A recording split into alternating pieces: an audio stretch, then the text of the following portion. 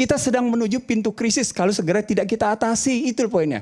Kalau mungkin nggak dibilang krisis deh, kita sedang menuju pintu resesi kalau nggak dibilang begitu. Karena krisis 2 semester berturut-turut perekonomian turun.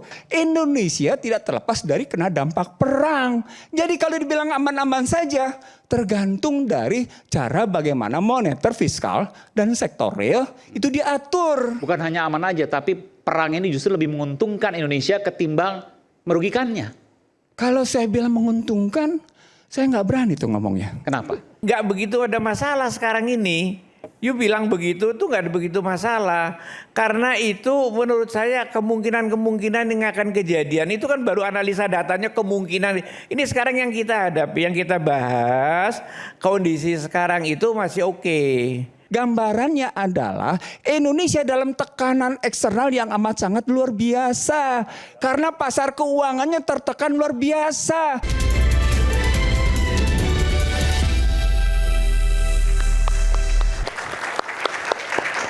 Baik, saya langsung menuju ke Bung Ihsanuddin Nursi, persis sebelah mahasiswa dari beberapa mahasiswa, termasuk juga MNC University. Silakan, Prof. Iksan. Yang pertama, saya nggak sebut nama perusahaannya, tapi Petrochemical sudah menyatakan force major. Langsung, itu Petrochemical.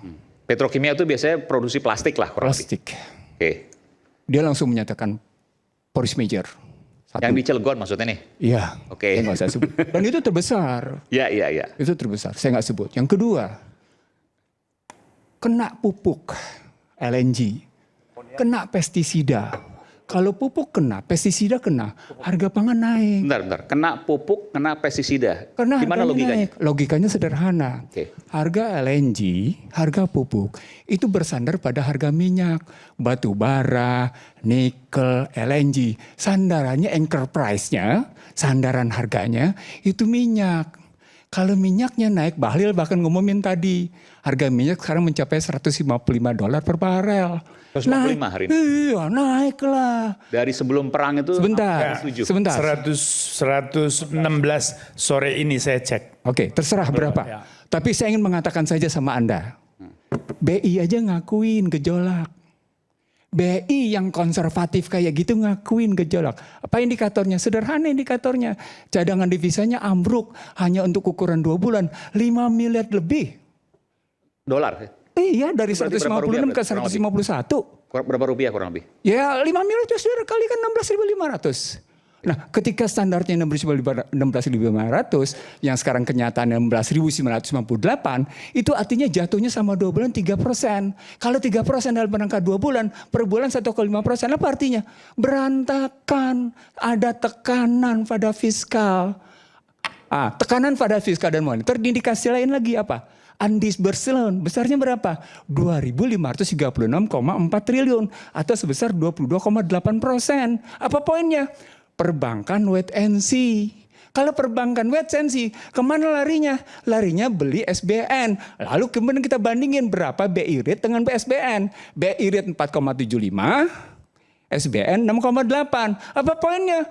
Iya nggak punya duit, jual SBN, ketekan lagi fiskal. Gitu loh ngelihatnya. Baru kita bicara komoditas. Karena ujung-ujungnya soalnya soal pasar uang dan komoditas. Tapi sebentar, sebelum sana saya Prof. Iksan. Soal komoditas kita aman. BBM, tambang tadi saling mengisi. Enggak. Kenapa? Kita net importer. BBM iya. Iya, tapi tambangan batu bara kita surplus. Nah, ketika Anda masuk ke tambang batu bara, masuk ke nikel, itu namanya tekanan antara sektor migas dan sektor tambang lain. Kan dibandingkan di sini. Perdagangannya perdagangan apa saja, pertama segala macam. Lalu kemudian dibandingkan dengan migas. Migas itu mengakibatkan surplus perdagangan menjadi berkurang, akan defisit. Nah diperkirakan nih dalam hitungan situasi seperti sekarang gitu ya.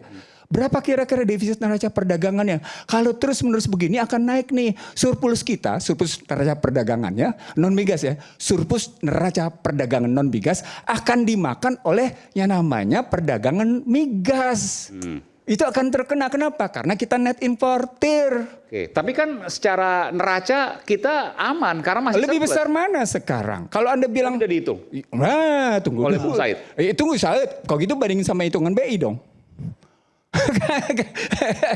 Kebutuhan subsidi kita 317 miliar rupiah. Sebentar. per hari. Sebentar. Terus, jangan dia nanti silakan argumentasi. Oke, Saya gunakan data-data pemerintah saja. Oke. Saya gunakan data BI, saya gunakan data Kementerian Keuangan, saya gunakan data BPS gitu ya. Nah, kalau kita ngelihatnya begitu, maka yang harus kita lihat lebih lanjut lagi adalah kalau 6,8 pada SBN. Ini sebutan Purbaya nih. Naik nih dari 6,1 ke 6,8. Poinnya artinya itu tingkat kerawanan nih meningkat perekonomian.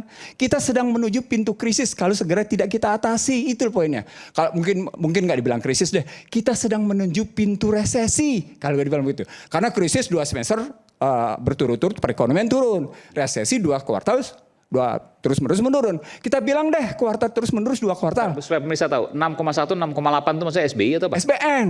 SBN, surat berharga negara. Iya. Oke. SBI rate-nya 4,75. Iya, oke. Gitu kan? Jadi SBN sementara kuponnya inflasinya dinaikkan. 2,5 plus minus 1. Apa poinnya? Rupiah terus melemah. Kalau rupiah terus melemah, itu menggambarkan tekanan eksternal tinggi.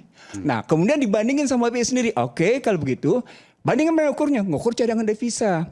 Berapa kekuatan kita impor? BI bilang, karena sudah turun, sekarang kemudian cadangan devisa kita hanya bisa kita pakai untuk bayar impor 6,1 bulan. Tapi di atas standar tuh 3%. Di situ kelihatannya aman. Ulang. Di situ kelihatannya aman. Tapi ketika kita lihat nilai tukar terus merosot gitu ya, dia akan mempengaruhi struktur harga. Dia tidak akan memberikan gambaran bahwa cost structure, struktur biaya itu menjadi pasti. Itu struktur masalahnya. Jadi kalau kita ngambil tadi, benar ngelihatnya.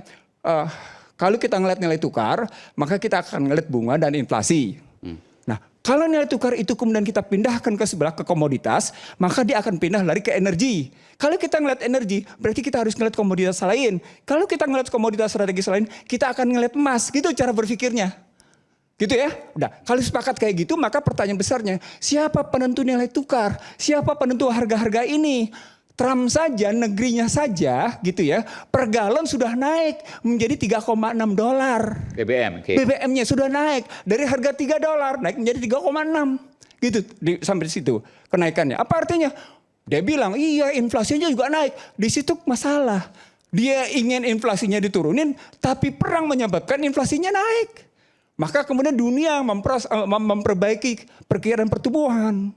Nah, gambaran itu menunjukkan bahwa Indonesia tidak terlepas dari kena dampak perang. Jadi kalau dibilang aman-aman saja, tergantung dari cara bagaimana moneter, fiskal, dan sektor real itu diatur. Bukan hanya aman aja, tapi perang ini justru lebih menguntungkan Indonesia ketimbang merugikannya. Kalau saya bilang menguntungkan, saya nggak berani tuh ngomongnya. Kenapa? Tadi udah saya sebutin angka-angkanya. Apa yang akan terdampak awal di bayangan Prof. Iksan? Fiskalnya makin tertekan. Oke. Saya bilang tekanan begini. Indonesia itu dijajah tidak perlu pakai senjata. Ulang. Indonesia dijajah tidak perlu pakai senjata. Indonesia dijajah justru cukup pakai sistem. Pakai standarisasi, pakai sistem akuntabilitas, pakai sistem reputasi, dan pakai sistem pengukuran-pengukuran yang berlaku secara internasional. Kemarin Anda tunduk pada aturan MSCI, oke? Anda kemudian jatuh juga pada namanya credit rating. Anda kena credit rating padahal Anda sudah bayar $1 miliar. Credit rating jatuh juga. Bilang apa? Nilai tukar jatuh juga. Nggak karu-karuan. Saat yang sama, ketika Anda bilang Anda melakukan renewable energy, ini saya coba ngehitung di listrik. Terus terang nih saya hitung di listrik. Berapa listrik tergantung pada namanya fosil. Listrik tergantung pada fosil itu sebesar batu bara 53%. Gas yang lain 26%. Diesel 6%. Gambaran ini menunjukkan suka tidak suka. Ini pindahnya nih ya. Suka tidak suka. Pemerintah makin berat mensubsidi listrik di tengah kesalahan membeli dari power plant swasta. Kenapa? Karena cara membelinya take or pay. Take or pay-nya digantungkan pada harga minyak dunia. Coba, makin mahal nggak? Makin mahal. Gitu loh ngelihatnya. Silakan Pak Fuad, silakan jawab. Ya boleh Pak Irsan. Begini Pak Irsan, itu kan itu memang analisa untuk yang akan datang. Enggak analisa, itu ini laporan hari ini. Iya itu kan kemungkinan akan datang. Ini sekarang kita bicarakan itu keadaan sekarang. Itu kan memang belum kejadian kan. Sudah kejadian, jadi bukan keadaan sekarang. Ini realitas hari ini yang saya Ya, sampaikan. nggak begitu ada masalah sekarang ini. You bilang begitu tuh nggak ada begitu masalah. Karena itu menurut saya kemungkinan yang akan kejadian itu kan baru analisa datanya kemungkinan. Ini sekarang yang kita hadapi, yang kita bahas, kondisi sekarang itu masih oke. Ya kita prihatin memang, bukannya kita tidak prihatin, tapi Ya sudah, masih kalau oke prihatin berarti semuanya. punya masalah. Karena memang banyak hal yang menguntungkan kita juga banyak gitu. Makanya ekonomi itu adalah plus minusnya itu begitu. Jadi kalau itu harga batu bara tadi belum selesai itu ya oleh Pak Saidido ya. Nanti akan banyak lagi yang memang bagus bagi kita gitu loh. Kita tidak berarti bagus itu kita menyukai perang, kita suka Iya, pada perang. tentu kita mengutuk perang. Kita sepakat untuk itu semua dan kita tidak ada Ya. perdebatan. Tapi saya mau tanya, nanti ada yang lebih bagus buat kita. Enggak, saya juga mau ngomong begini. Itu kalau dibilang itu yang akan datang, enggak. Ini coba baca baik-baik. Saya ulang nih. Rakyat bersuara, coba baca baik-baik laporan BI tentang stabilitas keuangan yang baru terbit pertengahan Maret kemarin. Silakan dijelaskan. Iya terus kenapa? Isinya Terus itu disebut kayak terus gitu, kenapa? gitu loh. Isinya itu kayak gitu yang saya bacain tadi. Gambarannya adalah Indonesia dalam tekanan eksternal yang amat sangat luar biasa. Karena pasar keuangannya tertekan luar biasa. Itu BI yang konservatif kayak gitu ya. Ulang nih. BI yang konservatif, yang neolib kayak gitu. Ulang. Yang neolib kayak gitu, itu ngakuin. Anda nih apa? Ini lembaga yang ngakuin kayak gitu, BI yang bikin laporan kayak gitu. Itu baru BI, laporan kayak gitu. Begitu juga kalau kita lihat lagi bagaimana laporan OJK tentang perbankan. Jadi artinya ketika kita lihat sektor keuangan, kita pindah ke fiskal. Fiskal tergambarkan di sini. Iya. APBN nih, oke. Ya, itu artinya saya bergerak dari moneter ke fiskal. Indikatornya gampang. Sampai seberapa jauh tekanan pembayaran utang luar negeri. Disebut sama Said Didu. 1000 berapa tadi? 500. 1000. Saya 1400. Oke. 600, tepatnya 599,4 ditambah 800. Angka tepatnya begitu, gitu ya. Karena itu mereka harus berutang tambahan tahun ini 8,32. Bayangkan Aiman, 2025 saja defisit anggaran terhadap PDB itu melampaui batas Di atas 3%. 2,92. Oke. Sudah mendekati 3. Oke. Padahal belum terjadi perang. Maka muncul pertanyaan, kalau gitu sekarang stres testnya kayak gimana nih? Stres test itu artinya tadi kita uji. Kalau uji kenaikan harga migas begini, ruginya berapa? Bebannya kayak apa? Dibikin stres testnya. Beberapa skenario dibuat itu. Nah ketika skenario itu dibuat, gambarannya menjadi APBN defisitnya akan naik menjadi sekitar 3,3 sampai 3,6 gitu. Oke. Defisit APBN akan 3,6. Iya, persen. Oke. Terhadap PDB. Enggak. Itu memang penyakit kalau soal ini, soal utang, itu memang penyakit bawaan yang lama. Iya kan memang penyakit bawaan yang lama dan sampai sekarang juga memang masih ada. Artinya Ya. ketika Anda bilang itu penyakit bawaan yang lama, Anda ngambil berperan sebagai presiden, harusnya sebagai rejim yang baru bertugas menyelesaikan penyakit lama. Iya, Tidak kemudian menyalahkan soal yang lama saja. Selesaikan dong masalah strukturalnya. Itu tugasnya. Gimana nyelesain Ini yang dibicarakan Bisa. masalah perang Bisa. sekarang ini akibatnya itu apa? Sedangkan Anda ngelantur ke sana kemari. Enggak ngelantur yang nggak gimana? jalan, nggak masuk. Lawan aja itu laporan Sekarang keuangan. ini Lawan kejadian aja. saya begitu. Laporan itu lawan aja. Gitu. Saya indikit. Oke, nanti saya. Gini. Saya pikir gini, kita tadi ini membatasi apa sih dampak perang ini. Semua paham bahwa beban fiskal kita berat. Semua paham. Tapi di tengah beban fiskal ini, apakah makin mengkhawatirkan? Sebenarnya Beban fiskal itu beban APBN ya. Kita harus beban APBN. APBN ya Nah. supaya pemirsa juga paham semua. Yang menarik sebenarnya dari utang kita itu hanya 15% utang luar negeri, Iya. 85% dalam negeri.